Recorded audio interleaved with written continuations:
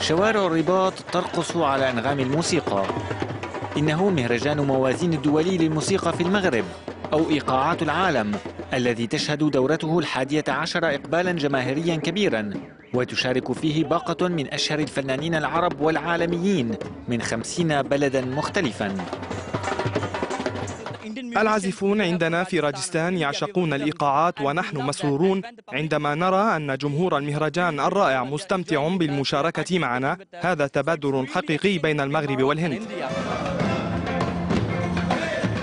جمهور غفير كان حاضرا حفل الفنانة اللبنانية نانسي عجرم.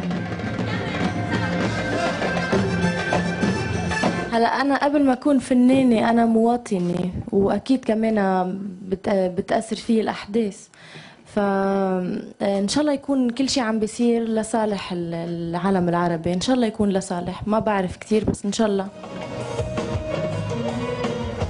مهرجان موازين كان قد أثار انتقادات في الماضي من بعض الإسلاميين، والدورة الحالية للمهرجان هي الأولى منذ أن شكل حزب العدالة والتنمية الإسلامي حكومة في المغرب برئاسة عبد الإله بن كيران.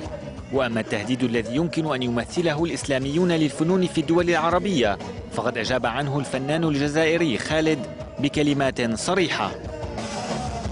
كلنا إسلاميين خويا، الخوف من الله، مش الخوف من السياسة. الخوف لو أراد الشعب باش يعيش خويا، الشعب هو اللي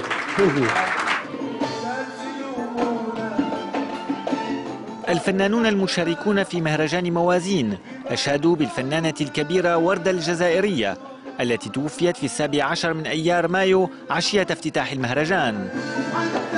نوقف بس تحية لست وردة.